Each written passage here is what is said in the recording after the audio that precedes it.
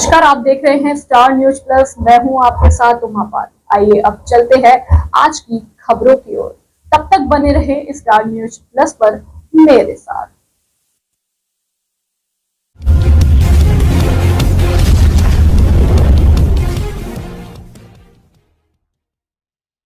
महाराष्ट्र में विधानसभा चुनाव चल रहे हैं। 20 नवंबर को वोटिंग हो जाएगी और नतीजे ईवीएम में कैद हो जाएंगे, लेकिन उससे पहले सभी दल अपनी पूरी ताकत झोंक रहे हैं। उसी कड़ी में कांग्रेस सांसद राहुल गांधी महाराष्ट्र के नंदुरबार में रैली को संबोधित करने पहुंचे, जहां उन्होंने बीजेपी पर जमकर हमला बोला। उन्होंने बीजेपी के बयान पर पलटवार करते हुए पीएम मोदी पर निशाना साधा। संविधान के प्रति दिखाते हुए राहुल गांधी ने कहा कि भाजपा को किताब का लाल रंग पसंद नहीं, लेकिन हमें इसकी परवाह नहीं कि रंग लाल है या नीला। हम संविधान बचाने के लिए अपनी जान भी देने को तैयार हैं। इसके अलावा राहुल गांधी ने आगे कहा कि अभी 8% आदिवासी आबादी के पास संसाधनों में सिर्फ 1% हिस्सेदारी है। भाजपा और राष्ट्रीय स्वयंसेवक संघ आदिवासियों को बनवासी कहकर उनका अपमान करते हैं। वहीं पीएम मोदी छत्रपति संभाजी नगर में एक रैली को संबोधित करने पहुंचे थे, जहां उन्होंने एक बार फिर कांग्रेस पर जमकर निशाना साधा। पीएम ने कहा, कांग्रेस आरक्षण को देश के खिलाफ और मेरिट के खिलाफ बताती थी। कांग्रेस की मानसिकता और कांग्रेस का एजेंडा अभी भी वही है, इसलिए पिछले 10 वर्षों से ओबीसी समाज का प्रधानमंत्री इन्हें बर्दाश्त ही नहीं हो रहा है। यानी मोदी ने एक बार फिर जाति कार्ड खेलने की कोशिश की, लेकिन राहुल के आगे मोदी का भाषण फीका पड़ गया। प्रदर्शनकारी छात्रों की बड़ी जीत हुई है। यूपीपीएससी ने उनकी मांगे स्वीकार कर ली है। अब पीसीएस और आरओ की परीक्षा स्थगित कर दी गई है। इसके साथ ही अब पीसीएस की परीक्षा एक ही शिफ्ट में होगी। प्रयागराज में छात्र 11 नवंबर से धरना प्रदर्शन कर रहे थे और छात्रों के आगे झुकते हुए पीसीएस प्रारंभिक परीक्षा 2024 को अब एक ही दिन एक ही शिफ्ट में कराए जाने का निर्णय लिया गया है। आरओ के लिए समिति का गठन किया जाएगा। समिति सभी पहलुओं पर विचार कर जल्द ही अपनी विस्तृत रिपोर्ट भी पेश करेगी। छात्रों के आंदोलन को सपा और कांग्रेस का खुला समर्थन मिला था। यहां तक बीजेपी के अंदर भी दो फाड़ की स्थिति बन गई थी। पार्टी के अधिकांश सांसद और विधायक छात्रों के पक्ष में थे, उनकी मांगों का समर्थन कर रहे थे, जिसके बाद राज्य के सीएम योगी आदित्यनाथ ने भी छात्रों की मांगों पर संज्ञान लिया और यूपीपीएससी को कदम उठाने के लिए कहा गया। अब हम आपको बताते हैं कि यूपीपीएससी की तरफ से परीक्षा को लेकर जो कार्यक्रम जारी किया गया था, उसमें यूपीपीएससी पीसीएस प्रीलिम्स परीक्षा 7 और 8 दिसंबर 2024 को, जबकि आरओ प्रीलिम्स एग्जाम 22 और 23 दिसंबर को कराना तय किया गया था। साथ ही परीक्षाएं 2 पालियों में कराई जा रही थी, जिसका छात्रों ने विरोध किया था और छात्रों के विरोध के बाद सरकार को झुकना पड़ा है। प्रतियोगी परीक्षाओं की तैयारी कर रहे छात्रों का कहना है कि पीसीएस परीक्षाओं में अक्सर ऐसा होता है कि गलत प्रश्न पूछ लिए जाते हैं। ऐसे में पहली शिफ्ट की तुलना में दूसरी शिफ्ट में पूछे गए प्रश्न अधिक गलत हो गए, तो कैंडिडेट्स को कैसे पता चलेगा कि उन्हें कितने अंक मिले, क्योंकि परसेंटाइल को किसी शिफ्ट में शामिल हुए छात्रों की संख्या के आधार पर ही निर्भर करेगा। छात्रों के मुताबिक ऐसी स्थिति में अधिक अंक लाने वाले कैंडिडेट्स का भी परसेंटाइल कम हो सकता है। इसी को लेकर विरोध प्रदर्शन। झारखंड में विधानसभा चुनाव के बीच प्रदेश की सरकार की मैया सम्मान योजना विवादों से घिर गई है। सवाल उठ रहे हैं कि क्या ये योजना बंद हो जाएगी, लेकिन अब झारखंड हाई कोर्ट ने साफ कर दिया है कि इस योजना पर रोक नहीं लगेगी।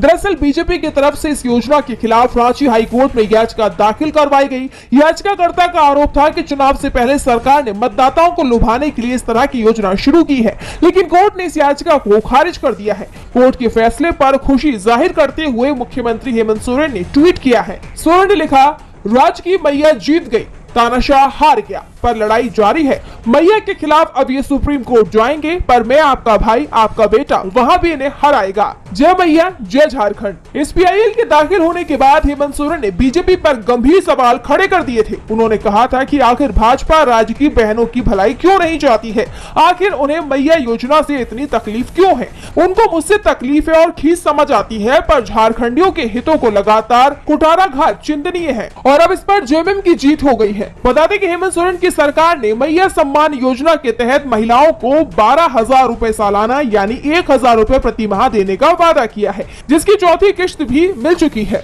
और इंडिया गठबंधन ने ऐलान किया है कि दिसंबर से ये राशि 2,500 रुपए प्रति माह कटेंगे तो कटेंगे और एक है तो सेफ है का नारा महाराष्ट्र चुनाव तक तो पहुंच गया, लेकिन अब बीजेपी के ही नेता इस नारे से किनारा करने लगे हैं। बीजेपी की एमएलसी पंकजा मुंडे और बीजेपी सांसद और महाराष्ट्र के पूर्व सीएम अशोक चव्हाण ने इस नारे का विरोध किया है। पंकजा का कहना है कि बटेंगे तो कटेंगे नारे का यहाँ महाराष्ट्र चुनाव में कोई काम नहीं है, बल्कि बीजेपी को असल मुद्दों पर ध्यान देने की जरूरत है। इसके आगे पंकजा ने कहा, सच कहूं तो मेरी राजनीति अलग है। मैं सिर्फ इसलिए इसका समर्थन नहीं करूंगी क्योंकि मैं भी बीजेपी से ही हूं। मेरा मानना है कि हमें विकास पर ही काम करना चाहिए, इसलिए हमें महाराष्ट्र में ऐसा कोई विषय लाने की जरूरत नहीं है। महाराष्ट्र चुनाव के दौरान आए पंकजा के इस बयान ने बीजेपी की टेंशन बढ़ा दी है, तो वहीं पूर्व सीएम अशोक चव्हाण ने भी इस नारे का विरोध किया है। चव्हाण ने कहा, बटेंगे तो कटेंगे नारे का हम समर्थन नहीं करते हैं। इस तरह के नारे का लोग भी समर्थन नहीं करेंगे। चुनाव के दौरान नारेबाजी होती है, लेकिन ये नारा लोगों के हित में नहीं है। लोग इसे स्वीकार नहीं करेंगे। व्यक्तिगत तौर पर मैं इस नारे का विरोध कर रहा हूं। बता दें कि हाल ही में महायुति में सहयोगी और एनसीपी अध्यक्ष अजित पवार ने भी इसी नारे का विरोध किया था और कहा था कि ऐसे नारे महाराष्ट्र में नहीं चलने वाले। अब जहां राज्य की सभी सीटों पर हफ्ते भर बाद वोटिंग होनी है, इस बीच बीजेपी के अपने नेताओं के ऐसे बयान उसके लिए परेशानी का सबब बन सकते हैं। महाराष्ट्र में बीजेपी की मुश्किलें बढ़ती नजर आ रही है। मतदान से महज 6 दिन पहले आए एक सर्वे ने पार्टी हाईकमान की नींद उड़ा दी है। दरअसल कांग्रेस ने जनता का रुझान जानने के लिए इंटरनल सर्वे करवाया था, जिसमें एमवीए को 156 सीटों से लेकर 171 सीटें मिलने की संभावना जताई गई है। अगर औसत माना जाए तो एमवीए 165 के करीब सीटें आसानी से जीत सकता है। इसके अलावा एमवीए के समर्थन से जो छोटे दल चुनाव लड़ रहे हैं, वो भी 3 से 4 सीट जीतने की स्थिति में है। दूसरी तरफ एनडीए गठबंधन के लिए 100 के करीब पहुंचना भी मुश्किल दिखाई दे रहा है। हालांकि ये कहा जा रहा है कि कांग्रेस और बीजेपी के बीच सबसे बड़ा दल बनने में जरूर मुकाबला हो सकता है। कांग्रेस की इंटरनल रिपोर्ट की तरफ इशारा करते हुए पार्टी नेता टीएस सिंहदेव का भी बयान सामने आया है। उन्होंने कहा कि महाराष्ट्र में कांग्रेस पार्टी 102 सीटों पर चुनाव लड़ रही है और जो फीडबैक पहुंचा है उसमें कांग्रेस 60 से 65 सीटें आसानी से जीत रही है। इसी तरह शिवसेना यूबीटी के उम्मीदवार 95 सीटों पर चुनाव लड़ रहे हैं और शिवसेना यूबीटी 48 से 53 सीटों पर। वहीं एनसीपी शरद पवार गुट जो 85 सीटों पर चुनाव लड़ रहा है, वो भी 48 से 53 सीटों पर जीत हासिल करता दिखाई दे रहा है। गठबंधन में 7 सीटें छोटे सहयोगी दलों के लिए छोड़ी गई हैं, जो 3 से 4 सीट जीत सकते हैं। साफ है, महाविकास अघाड़ी आसानी से सरकार बना सकती है। सर्वे के मुताबिक बीजेपी के खिलाफ जनता में नाराजगी के कई कारण सामने आए हैं। एनडीए सरकार में स्थानीय हितों की जगह केंद्र सरकार के इशारे पर गुजरात में बड़े निवेश को स्थानांतरित करना और शिंदे सरकार में भ्रष्टाचार, बेरोजगारी और किसानों की परेशानी सबसे बड़ा मुद्दा बना हुआ है। ऐसे में जहां इस चुनाव में बीजेपी की राह मुश्किल दिखाई दे रही है, वहीं महाविकास अघाड़ी की जीत। देश के 2 राज्यों में विधानसभा चुनाव और कई राज्यों की सीटों पर उपचुनाव हो रहे हैं, लेकिन इस बीच प्रवर्तन निदेशालय यानी ईडी लगातार छापेमार कार्रवाई कर रहा है। 14 नवंबर को गुजरात और महाराष्ट्र में नकदी के बदले वोट मामले में कार्रवाई करते हुए अहमदाबाद में 13 ठिकानों और सूरत में 3 जगहों पर छापेमारी की गई। साथ ही ईडी ने महाराष्ट्र के मालेगांव और नासिक में 2 जगह और मुंबई में 5 जगहों पर छापेमारी की। बता दें कि इससे पहले ईडी ने बांग्लादेशी घुसपैठियों से जुड़े मनी लॉन्ड्रिंग मामले में झारखंड और पश्चिम बंगाल में 17 ठिकानों पर छापे मारे थे। छापों में फर्जी आधार कार्ड, जाली पासपोर्ट, अवैध हथियार, अचल संपत्तियों के दस्तावेज, नकदी, गहने, प्रिंटिंग पेपर और मशीन बरामद किए गए। इसके अलावा फर्जी आधार बनाने के लिए फॉर्म भी जब्त किए गए। साथ ही ईडी ने पश्चिम बंगाल से 3 लोगों को गिरफ्तार किया, जबकि कुछ लोगों को हिरासत में लेकर पूछताछ भी की गई। ऐसे में विपक्ष सवाल उठा रहा है कि चुनावों पर प्रभाव डालने के लिए मोदी सरकार के इशारे पर ईडी छापेमार कार्रवाई कर रहा है। बहरहाल ये तो अब आने वाले चुनावों के नतीजों के बाद ही पता चल पाएगा कि ईडी की इन कार्रवाई का किस पार्टी को कितना नुकसान और किसे। श्रीलंका में संसदीय चुनाव के लिए मतदान पूरा हो चुका है। श्रीलंकाई संसद की 225 सीटों के लिए सुबह 7 बजे से शुरू हुई वोटिंग शाम 4 बजे समाप्त हो गई। चुनाव आयोग की तरफ से बताया गया है कि करीब 65% लोगों ने वोट डाले हैं। ये पिछले राष्ट्रपति चुनाव में हुए 79% के मतदान से काफी कम है। हालांकि चुनाव आयोग की तरफ से कहा गया कि अंतिम आंकड़ों में वोटिंग प्रतिशत बढ़ सकता है। चुनाव आयोग ने जो आंकड़े जारी किए हैं उसमें कोलंबो में 65%, नोवारा एलिया में 68%, मतारा में 64%, बट्टी कलोआ में 61%, पुट्टलम में 56%, अनुराधापुरा में 65%, कुरुनेगला में 64% और रत्नपुरा में 65% वोटिंग हुई। 15 नवंबर को साफ हो जाएगा कि संसदीय चुनाव में जीत किसकी हुई है। चुनाव आयोग के आंकड़ों के मुताबिक इस बार मैदान में कुल 8,361 उम्मीदवार हैं, जिनमें 408 मान्यता प्राप्त राजनीतिक दलों के 5,015 और 282 स्वतंत्र समूहों के 3,346 उम्मीदवार शामिल हैं।